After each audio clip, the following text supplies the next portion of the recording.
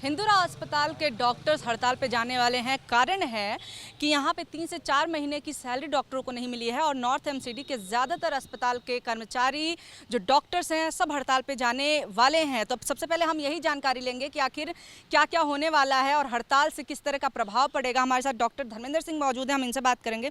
Sir, सबसे पहले तो हम यही जानना चाहते हैं कि किस तरह की चीज़ें आप प्लान कर रहे हैं। आपका हड़ताल है, मास लीव है, आपको क्या लग रहा है, क्या इससे पेशेंट्स भी तो परेशान होंगे ना? देखिए 12 तारीख को हमने एक जीबीएम की थी। 4 महीने से हमको सैलरी नहीं मिली थी। ये हद हो गई थी। लास्ट स्ट्राइक में ये डिसाइड हुआ था कि हर महीने हमको सैलरी मिलेगी, सारे एरियर्स क्लियर कर दिए जाएंगे। बट जब कुछ ऐसा नहीं हुआ, हमने वेट किया पूरा। 12 तारीख को फिर हमने जीबीएम की है और उसमें हमने यूनैनिमसली डिसाइड किया है that on 19th, that is tomorrow, will take mass casual leave and then from 22nd onwards of this month will be on indefinite strike. Sir, इससे तो क्योंकि इस समय ये कोरोना का वक्त है, वैक्सीनेशन का टाइम चल रहा है, तो इससे तो काफ़ी असर पड़ जाएगा जो पेशेंट्स भी हैं उन पे भी। नहीं, आपकी बात बिल्कुल ठीक है, लेकिन हमारी भी सिचुएशन समझिए। 4 महीने से सैलरी ना मिले और हम सैलरी पे ही डिपेंडेंट हैं, हमारा कोई प्रैक्टिस नहीं है, कुछ नहीं है, तो हम कैसे चलाएंगे अपनी family? So this is the problem. मरीजों से हम अपोलोजाइज़ करेंगे इसके लिए, लेकिन हमारी इमरजेंसी सर्विसेज और कैजुअलिटी सर्विसेज वो सब चलती रहेंगी। But will take a mass casual leave on 19th and on from 22nd onwards we are on indefinite strike. Sir, mayor से क्या बातचीत हुई है आपकी? मेयर ने कुछ आश्वासन दिया? मेयर साहब ने कल हमको बुलाया था। उन्होंने कहा है कि आप ये जो स्ट्राइक आप कॉल कर रहे हैं 22nd ऑनवर्ड्स, इसको आप पोस्टपोन कर दीजिए, will try to do something. हमने उनको यही कहा है कि सर आप ये सारे ड्यूज़ क्लियर कर दीजिए, हम आपका जो भी ये प्रस्ताव है हम उसको जीबीएम में रखेंगे, जो हम कल करने जा रहे हैं 10 बजे, और उसके बाद let the house decide whatever they decide. See all the doctors we are dependent on the salary only, और अगर 4 महीने तक सैलरी ना मिले तो फिर क्या हाल होगा? हमें भी at one point of time हमें भी फिर कुछ करना ही पड़ेगा।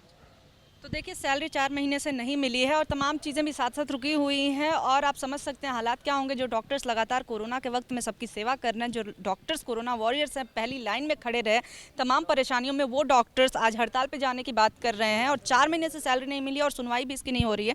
सर, किस तरह की परेशानियाँ जो है अभी देखने को मिल रही है, क्योंकि 4 महीने की सैलरी ना मिलना बहुत बड़ी बात है और साथ ही साथ और बाकी सारी चीज़ें भी, बाकी सारा पैसा भी रुका हुआ है। किस तरह से चीज़ें आप डील कर रहे हैं, कैसे परिवार चल रहा है, फाइनेंशियल जो सिचुएशन है वो कैसी है? मैडम, पिछली सैलरी दिवाली में मिली थी, होली सामने है।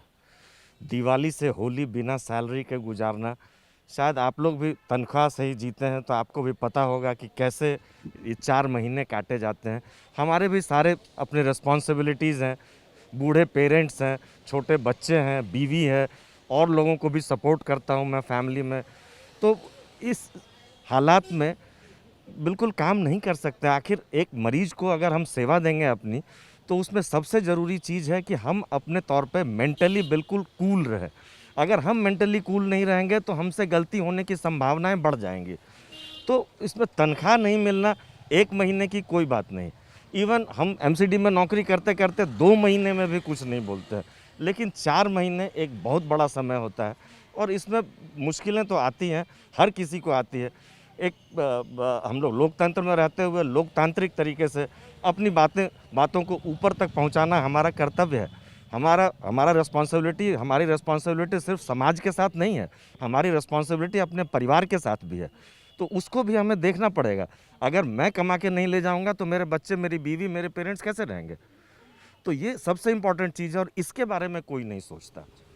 सर, आप सालों से काम कर रहे हैं, सालों से आप एक चिकित्सक हैं, डॉक्टर हैं। क्या इस तरह के हालात पहले कभी रहे थे कि इतनी परेशानी हो गई हो? ये हालात पिछले 2-3 साल से चल रहे हैं और पहले यूजुअली 2 महीने 3 महीने की सैलरी बकाया रहती थी, लेकिन इस बार तो हद हो गया। इस बार हमें लास्ट कहने के लिए तो 4 महीने की है, लेकिन 4.5 महीने हो गए और पिछली सैलरी और अब के में हमारा टोटल 5 महीने से ऊपर का गैप हो गया। आप ये बताओ कि जो आदमी टोटली सैलरी पर डिपेंडेंट हो, उसका परिवार पूरा डिपेंडेंट हो, वो कैसे अपना घर चलाएगा? ईएमआई भी जानी है, अदर भी जानी है, कैसे ये पॉसिबल है? How it is possible? देखिए, इस तरह की परेशानी पहले कभी नहीं हुई इस थी। तरह का डिसीजन ले रहे हैं। हम नहीं चाहते किसी पेशेंट को परेशानी हो। अभी भी जो पेशेंट एडमिटेड है उनके लिए कोई ना कोई हमारा यहाँ पे डॉक्टर होगा जो केयर करेगा, लेकिन बट हम है जो एक मास ये लेके और सैलरी का ये करके हम प्रेशर भी क्रिएट करना चाहते हैं कि एटलीस्ट कुछ तो हो हमारे हाथ में। अच्छा, तो देखिए, पिछली दिवाली पे सैलरी आई थी, अब होली आने वाली है। आप समझ सकते हैं कि कितना वक्त बीत चुका है और ये डॉक्टर जो लगातार काम कर रहे हैं, लगातार मरीजों के बारे में सोच रहे हैं, वो डॉक्टर्स आज ये सोचने को मजबूर हैं कि आखिर ऐसा क्या करें कि हमें हमारी सैलरी मिल जाए।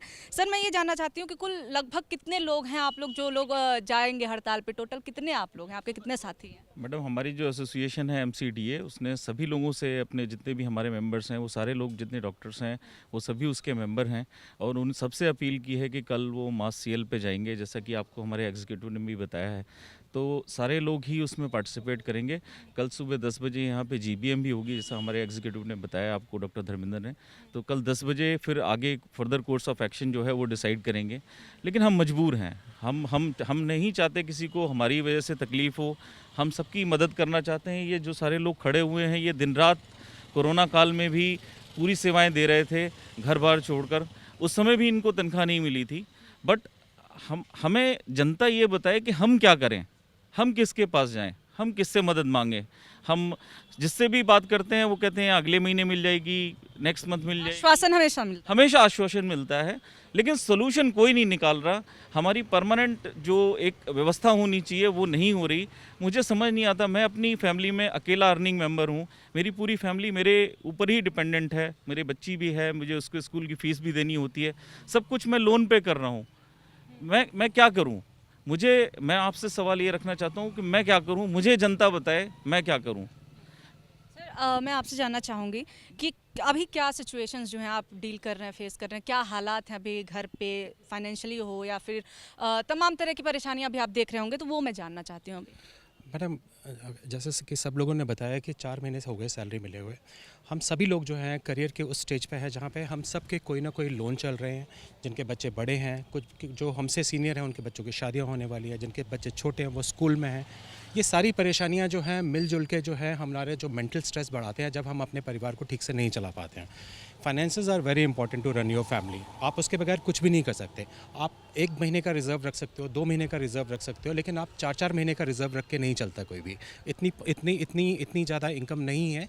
सैलरी ठीक है हमारी मिलती है, लेकिन अगर वो रेगुलरली मिलते रहेगा देन इट इज़ इनफ। पर अगर वो 4-4 महीने का इंटरप्शन आ जाएगा तो हमारा जो सारा सिस्टम है, चाहे वो फैमिली का, सिक्योरिटी का हो, हेल्थ का हो, एजुकेशन का हो बच्चों का, या हमारे लोन्स का हो, या हमारी मेंटल हेल्थ है, वो सारा डिस्टर्ब हो जाता है। और ultimately it reflects on our working also. Nobody wants to go on strike. यहाँ पे जितने लोग हैं और जो लोग यहाँ पे नहीं हैं, जो GBM में आए थे, कोई स्ट्राइक पे नहीं जाना चाहता मैम। ये सिर्फ और सिर्फ एक फोर्स्ड डिसीजन है जो हम पे थोपा गया है, थोपा जा रहा है। It is for the administration to look into this matter seriously. ऐसा नहीं है कि उनको पता नहीं है, उनको इस पर कुछ ना कुछ एक्शन लेना चाहिए ताकि ये ऐसी सिचुएशन बार बार ना आए।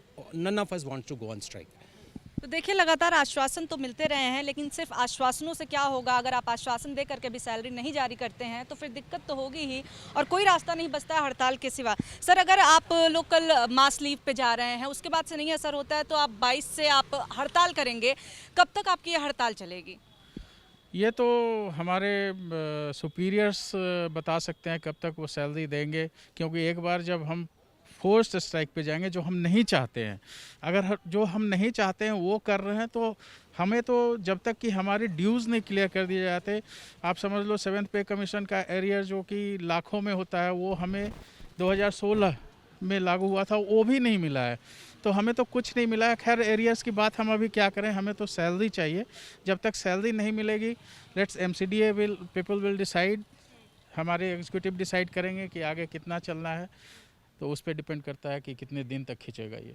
तो देखिए, ये जो हड़ताल है वो इंडेफिनिट होगी, क्योंकि पता नहीं है कि सैलरी कब तक आएगी। धर्मेंद्र जी, हम आपसे एक और चीज़ जानना चाहेंगे। अगर मैं संख्या की बात करूं तो कितने डॉक्टर्स हड़ताल पे जा रहे हैं? अराउंड 400 तो रेगुलर डॉक्टर्स हैं, और रेजिडेंट डॉक्टर्स जो हैं हमारे नॉर्थ में, उन्होंने भी नोटिस दिया हुआ है। They are also with us. वो भी हमारी लास्ट GBM में भी थे, वो भी हैं, इसी में इन्वॉल्व हैं। देखिए, हमारा कोई मन नहीं है स्ट्राइक पे जाने का, बिल्कुल नहीं है। और ये रिपीटेड बार बार पहले हमने किया था स्ट्राइक, उसी से हम परेशान हो गए थे। मरीजों को भी प्रॉब्लम होती है। वी हैव नो इंटेंशन, बिल्कुल नहीं है, हम कोई भी स्ट्राइक पे नहीं जाना चाहता। अभी भी अथॉरिटीज़ के पास टाइम है, till 22 they can fulfil all. और फुलफिल क्या करनी है, हमें सैलरी देनी है, सीधी सी बात। तो सर, अभी तक मेयर ने क्या आश्वासन दिए? उन्होंने यही कहा है कि आप इसको डेफर कर दीजिए, हम ट्राई करेंगे, हम ये करेंगे। उन्होंने पहले भी ऐसे आश्वासन दिया था। हमने उनको क्लियर कह दिया है कि हम ये हाउस में रख देंगे, आपकी प्रपोजल जो भी है, late the house decide. GBM होगी हमारी कल, उसमें डिसाइड करेंगे आगे। लेकिन हम अब इससे थक चुके हैं। हम बार बार हम नहीं जाना चाहते, बिल्कुल भी नहीं जाना चाहते। अथॉरिटीज़ हैव एनफ टाइम, वो सब कर सकती हैं और कर देती हैं, तो will not go on strike. तो आपने सुना इन डॉक्टरों को, ये हिंदूराव अस्पताल के डॉक्टर हैं और ऐसे हालात सिर्फ इसी हॉस्पिटल के नहीं हैं। अगर हम बात करें नॉर्थ एमसीडी की तो ज़्यादातर हॉस्पिटल में सैलरी रुकी हुई है, जिसकी वजह से चाहे कस्तूरबा गांधी हो, चाहे लेडी हार्डिंग्स हो, चाहे हिंदूराव, ज़्यादातर जो डॉक्टर हैं वो हड़ताल पे जा रहे हैं। कस्तूरबा गांधी के जो डॉक्टर्स हैं वो हड़ताल पे अभी भी हैं।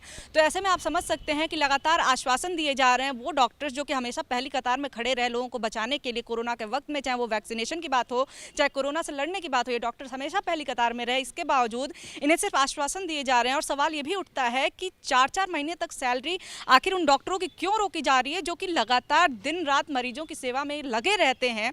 तमाम जो बिगड़े हुए सिचुएशन थे उनको सुधारा, इसके बावजूद इन डॉक्टरों के साथ सिर्फ आश्वासन का खेल खेला जा रहा है। कैमरा पर्सन भूपिंदर रावत के साथ निवेदिता शांडिल्य, एबीपी न्यूज़, दिल्ली।